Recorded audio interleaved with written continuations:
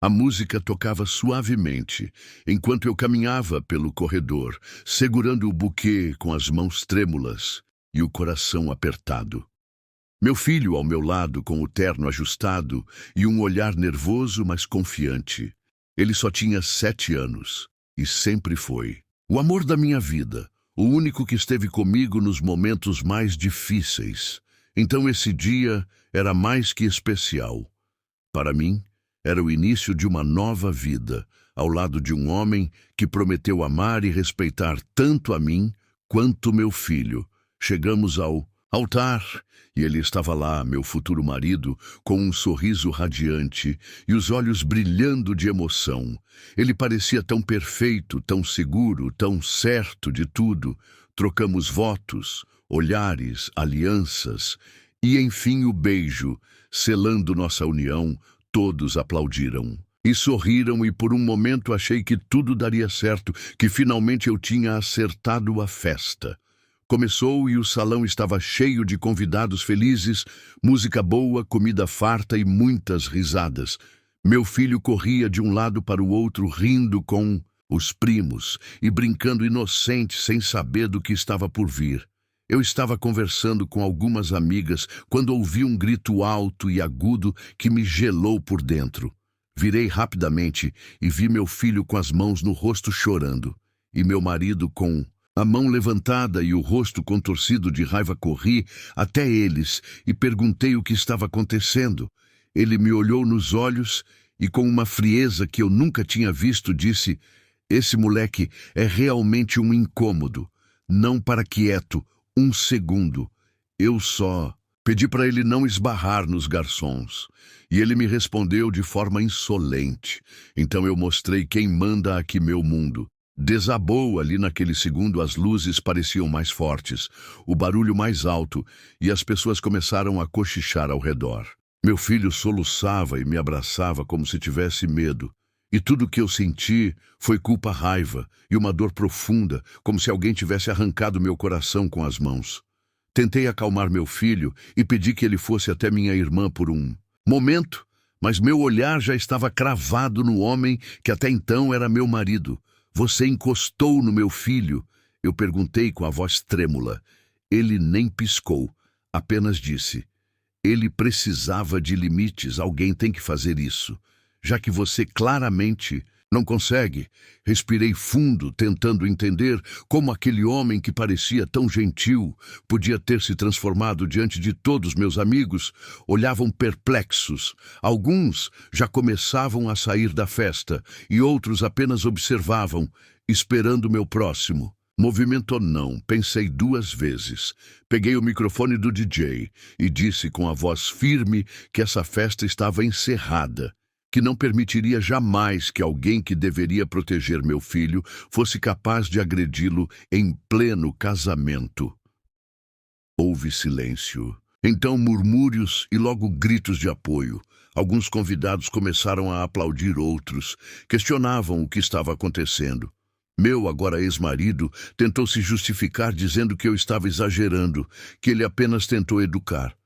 Mas a verdade estava estampada no rosto assustado do meu filho. Os dias seguintes foram um pesadelo. Ele tentou me procurar, me mandar mensagens, me culpar pelo fim do casamento, minha família dividida, minha mãe dizendo que eu deveria dar outra chance porque era difícil encontrar alguém disposto a aceitar uma mulher com filho. Mas eu já estava decidida. Ninguém tocaria no meu filho. Jamais. Mudamos de casa.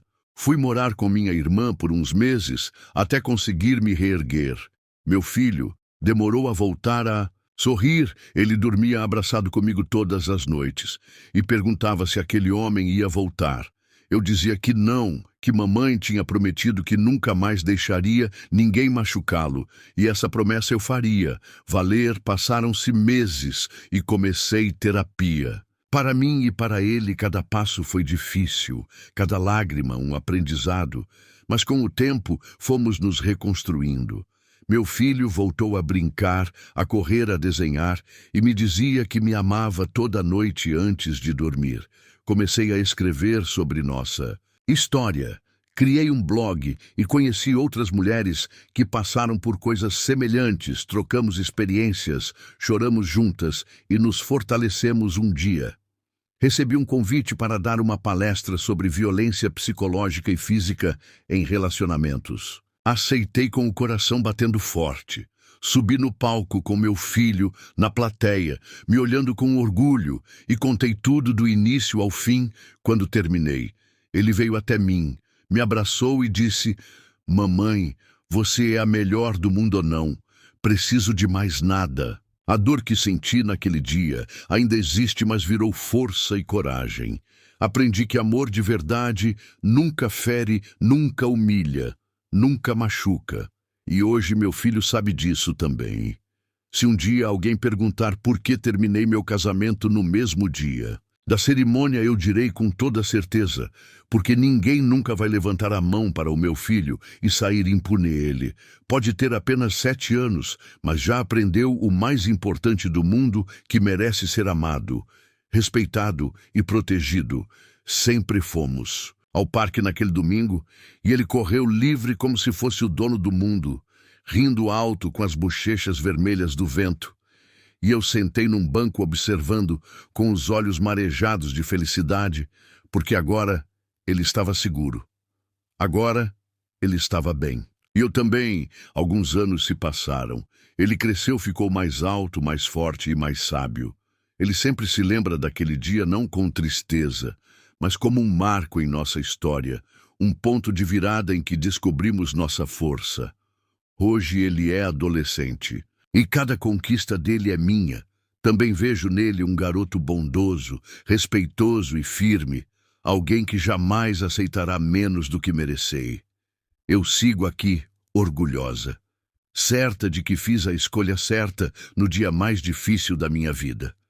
Porque amor de verdade é aquele que protege mesmo quando tudo ao redor parece desabar, e se me perguntarem de novo, eu direi 1000 vezes: sim. Terminei meu casamento no altar, porque meu filho sempre virá em primeiro lugar. Os anos passaram, mas as cicatrizes daquele dia permaneceram em nossos corações, não como feridas abertas, mas como marcas profundas que nos lembravam do quanto lutamos para chegar até aqui. Meu filho agora, com 14 anos, estava crescendo. Rápido demais, e às vezes eu me pegava olhando para ele, tentando encontrar aquele garotinho de terno, chorando no meio do salão. Mas tudo que via era um jovem forte e determinado, com um olhar que carregava histórias demais para a pouca idade de nós. Nos mudamos novamente dessa vez para um bairro mais tranquilo, onde ele pudesse estudar sem ser lembrado de tudo que aconteceu. Fiz novos amigos, voltei a trabalhar e comecei a dar aulas de escrita criativa numa escola comunitária. Foi ali que percebi que nossa história não era só nossa. Muitas mulheres vinham até mim depois das aulas para contar suas dores e seus medos, e cada relato me fazia lembrar que eu não estava sozinha. Meu filho se destacou na escola, começou a escrever poemas e textos poderosos sobre infância, trauma, superação e amor verdadeiro. A diretora ficou tão impressionada que pediu permissão para publicar um dos textos dele no jornal da escola, e ali nasceu uma nova chama dentro dele. Ele queria ser escritor, queria contar histórias, queria ser a voz de quem nunca foi ouvido. Em uma tarde chuvosa, ele chegou em casa ofegante, os olhos brilhando, e me entregou uma folha dobrada com um texto chamado O Menino do Terno Pequeno. Ali ele escreveu tudo que viveu, tudo que sentiu, e ao final disse que aquela dor o ensinou que sua mãe era sua heroína e que ninguém jamais o faria se sentir pequeno de novo. Chorei abraçada a ele por horas, sem dizer uma palavra, porque não havia palavras suficientes para aquela emoção, mas nem tudo foi fácil. O homem que um dia se casou comigo tentou se reaproximar, mandou uma carta dizendo que havia mudado, que estava em tratamento, que queria pedir perdão. Tentei ignorar, tentei esquecer, mas aquilo mexeu comigo. Não porque eu queria ele de volta, mas porque queria justiça, porque ele nunca sofreu nenhuma consequência real. Pelo que fez, conversei com uma advogada e abri um processo contra ele por agressão e danos morais. Foi um processo longo, cansativo, cheio de burocracias e lembranças dolorosas. Mas enfrentei cada audiência com meu filho ao meu lado, firme e confiante. Ele falou com coragem no tribunal, disse com todas as letras o que sentiu e como aquilo afetou sua vida. O juiz se comoveu e, ao final, deu ganho de causa para nosso homem. Foi condenado a pagar uma indenização e prestar serviços comunitários em um centro de apoio infantil. Ele tentou recorrer, mas nada mudou. O veredito estava selado e nós finalmente pudemos respirar, em paz pela primeira vez em muito tempo. Com o dinheiro da indenização, investi nos estudos do meu filho. Compramos livros, um computador novo, e ele começou a postar seus textos online.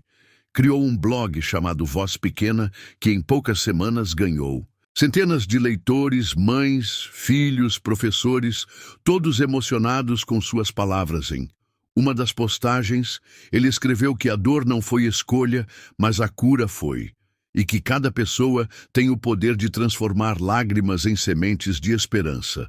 Aquele texto viralizou, e logo fomos convidados para um programa de televisão, onde ele contou nossa história ao vivo.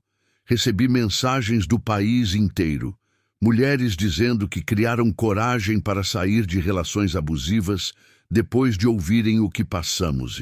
Então uma editora nos procurou. Queria transformar nossos relatos em um livro. Aceitei com o coração tremendo, não pela fama, mas pela chance de alcançar ainda mais vidas.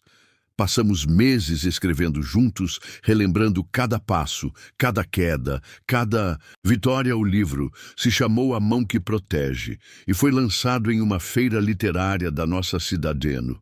Dia do lançamento. O salão estava lotado e meu filho subiu ao palco com um sorriso tímido, mas confiante.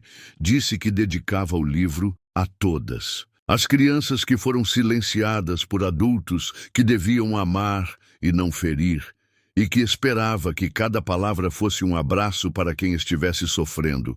Ali, naquele instante, tive certeza de que tudo que vivemos nos trouxe até aquele momento hoje. Ele dá palestras em escolas, em eventos e até em abrigos, onde crianças vítimas de violência encontram no olhar dele um espelho, uma esperança, e eu sigo ao lado dele. Não mais como uma mulher ferida, mas como uma guerreira que ergueu o próprio lar com as mãos com lágrimas e com muito amoras. Pessoas ainda perguntam como consegui perdoar, e eu sempre respondo que perdão não é esquecer, é libertar o coração da prisão do ódio. Eu não esqueço o que aconteceu, mas transformei aquela dor em força. E essa força em missão. Meu filho tem sonhos grandes, quer abrir uma ONG, quer construir espaços seguros para crianças, quer ser pai um dia e garantir que seus filhos saibam desde o início que são amados acima de tudo. E eu sei que ele vai conseguir, porque ele já enfrentou a escuridão e saiu dela com luz nos olhos algumas noites. Ainda acordamos com lembranças pesadas, mas nos abraçamos forte e repetimos um para o outro que estamos bem, que somos livres e que ninguém nunca mais vai levantar a mão contra nós. Agora, quando alguém me pergunta se me arrependo de ter parado aquele casamento, eu olho para meu filho e digo, não. Se eu tivesse ficado, talvez ele não estivesse aqui tão forte, tão inteiro, tão vivo. Por isso, se fosse preciso, eu faria tudo de novo, cada passo, cada lágrima, cada decisão, porque amor de verdade é aquele que luta, protege e reconstrói.